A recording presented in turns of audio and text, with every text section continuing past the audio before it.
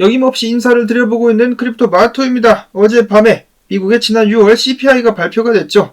결과는 전년 대비 3% 상승, 예상치가 3.1%였었기 때문에 예상치를 하회했다. 긍정적인 데이터가 나왔다고 하면서 시장을 환호하게끔 만들었었습니다. 그리고 금리 인하 가능성이 높아짐에 따라서 달러가 쫙 미끄러져 내려왔는데요. 104.46포인트. 그러나 미국 증시를 비롯해가지고 비트코인 같은 경우는 한때 상승했었다가 지금 미국 증시는 혼조세, 비트코인 같은 경우는 상승분을 다 까먹으면서 57,462달러까지 흘러내려왔습니다.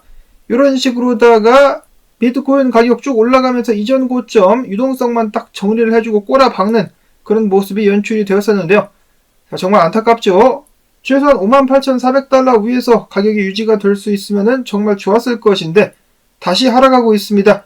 이게 강력한 저항이 더욱더 강해질 수밖에 없었던 이유에는 바로 독일 정부가 있었다고 하는데요. 독일 정부가 미국 기준으로 오늘만 1627개의 비트코인을 팔아치운 것으로 알려져 있습니다. 위에 쏘자마자 매도를 시켜가지고 정리를 했다는 소리죠. 얍삽한 독일 정부. 그들이 지금 들고 있는 비트코인 물량 같은 경우는 4,925개 정도가 남아있다라고 합니다. 빨리 팔아치우고 끝내자. 지긋지긋한 놈들. 자, 어찌됐든지 간에 다가오는 9월달에 연준이 금리를 인하할 가능성 96%까지 상승을 했다라고 합니다. JP모건 같은 경우도 여기 동의한다라는 보고서를 내보냈었고, 다른 매체 같은 경우는 금리 인하가 9월뿐만 아니라 한 번 더, 한 차례 더 이뤄지게 되면서 올해 2차례가량 금리 인하가 진행될 수 있지 않겠느냐라는 기대감이 나오기도 했었고, 이어서 JP모건 같은 경우는 암호화폐 시장이 다음 달이죠. 8월 달부터 해가지고 반등을 하지 않겠느냐라는 예측을 내놓기도 했었습니다. 다음으로 제가 어제 커뮤니티 게시판을 통해서 전해드렸었던 소식, 도널드 트럼프 대통령이 비트코인 2024년도 컨퍼런스에서 연설을 하게 될 예정입니다. 단순 참석이 아니라 연설까지 하게 되었다. 굉장히 기대가 되는 부분이라고 볼 수가 있겠는데요. 올해 행사 같은 경우는 미국 내시빌에서 다가오는 7월 25일부터 사흘간 개최가 될 예정입니다. 또한 또 다른 대통령 후보죠. 로버트 F 케네디 주니어 같은 경우는 사실 비트코인 컨퍼런스의 단골 손님이라고 볼 수가 있겠습니다. 마찬가지로 행사에 참석해가지고 연설을 하게 될 예정입니다. 자, 과연 트럼프 대통령이 뭐라고 연설에서 이야기를 하게 될까요? 긍정적인 이야기도 좋겠지만은 여기서 공약까지 걸게 된다면 굉장히 큰 호재가 될 수 있을 것 같습니다.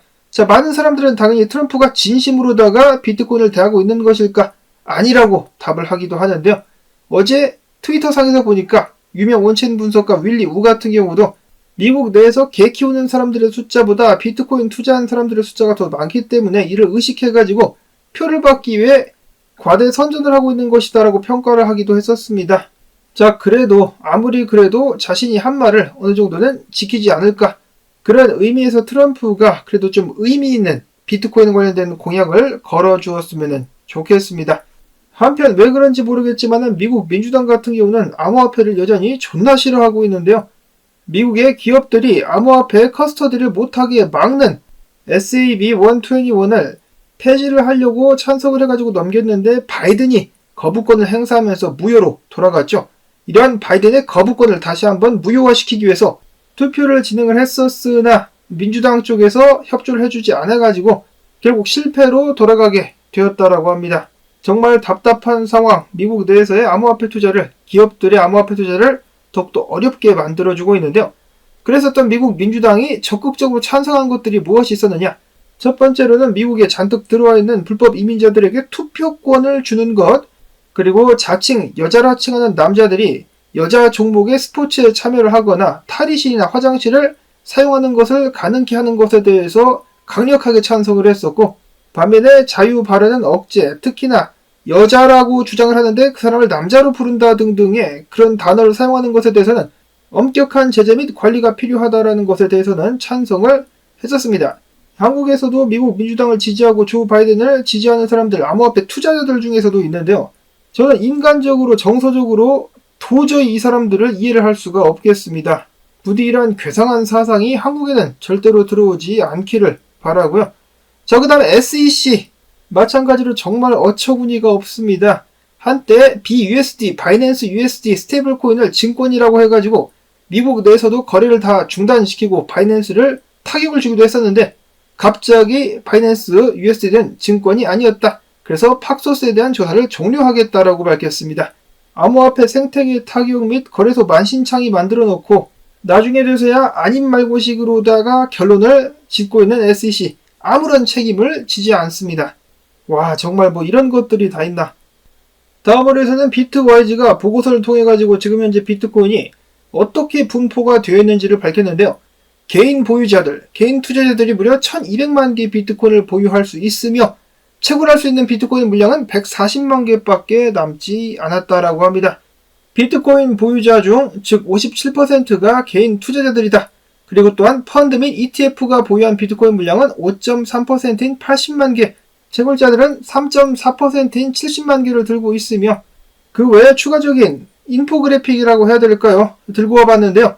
그 외에도 정부들이 들고 있는 비트코인 전체 물량이 2.7%, 사토시 지갑에 100만 개 넘게 있죠. 5.2%가 들려 있으며 그리고 유실된 물량들, 절대로 돌아올 수 없는 물량이 17.6%나 됩니다. 언제쯤 해가지고 비트코인에 슈퍼 포모가 오게 될 수 있을지는 모르겠지만은 나중엔 정말로 엄청나게 공급 부족 현상이 오게 되는 날이 오게 될 것이다라고 저는 예상을 해보고 있습니다. 그래서 지금 사는 사람들이 미래의 승자가 될 수가 있겠다. 자, 다음으로 어제 비트코인 현물 ETF 같은 경우는 다시 한번 순유입 1억 4,700만 달러 순유입을 기록을 했습니다.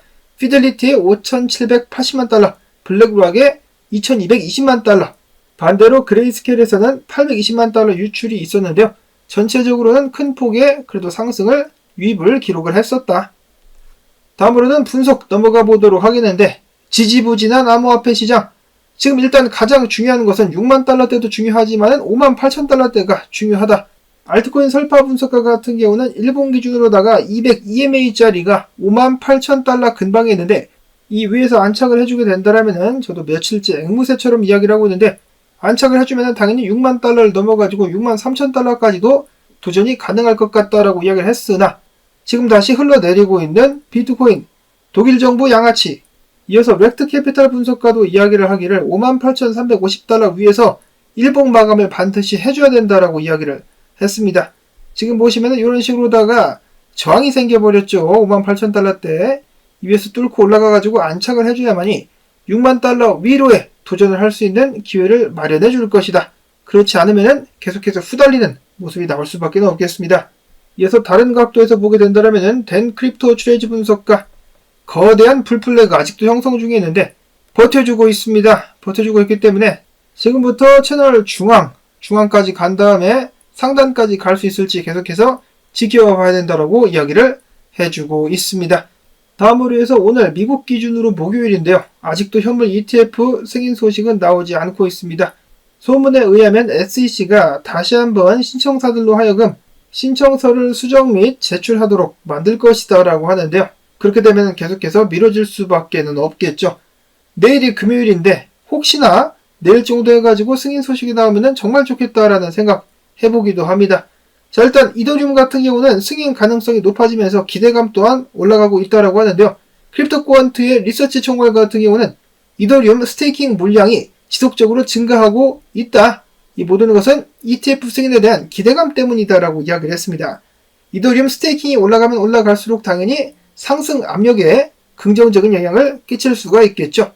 다음으로 이어서 이더리움의 가격 상승이 올 것이다라고 확신을 하는 것인지 얍삽한 저스틴 선 같은 경우는 지난 2월부터 무려 1조 5천억 원 상당의 이더리움을 매집해 오고 있었다라고 합니다. 트론을 좀 그렇게 사봐라 임마. 트론이 기술적인 모든 면에서 이더리움을 앞선다라고 항상 자랑을 하는 저스틴 선. 근데 막상 매집은 이더리움을 해주고 있네요. 다음으로는 광고인지는 모르겠지만 이런 기사가 나왔습니다. 코인베이스 상장 가능성에 유명한 암호화폐 벤처 캐피탈이죠. 판테라 캐피탈이 후원하고 있는 알트코인이 급등했다. 해당 코인의 이름은 스테이더라고 합니다. 정식으로 상장되게 된다면 추가적인 가격 상승이 나올 수 있을 것인지. 다음으로는 알트코인들이 박살이 나고 있는 가운데 한 짤이 올라와가지고 공유를 해보는데요. 암호화폐 컨퍼런스입니다. 암호화폐 컨퍼런스인데 이 양반은 제가 잘 모르겠지만 이 사람은 앱토스의 창업자죠. 둘이 나와가지고 이제 패널을 가졌는데 이거 들으려고 참석한 사람들의 숫자가 딱 봐도 10명 언저리 정도밖에 되지 않는 것 같습니다.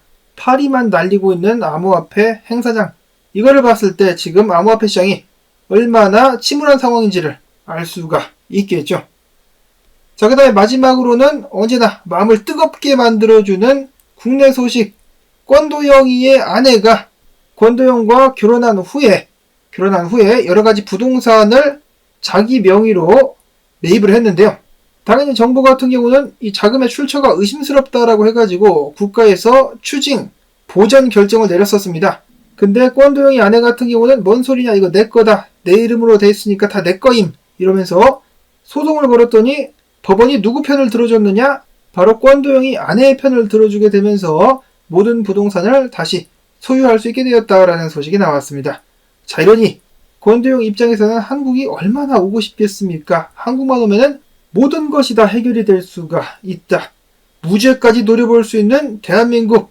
언제나 당하는 사람만 바보가 되기 때문에 여러분들도 언제나 조심하실 수 있기를 바라면서 오늘 나온 정보들이 여러분들에게 도움되셨다면 수고했다라는 의미에서 시청료 가지야 광고 영상 한 편만이라도 마지막까지 틀어주기 부탁을 드리면서 저는 다음에 새로운 소식 가지고 인사를 드리도록 하겠습니다. 안녕히 계십시오.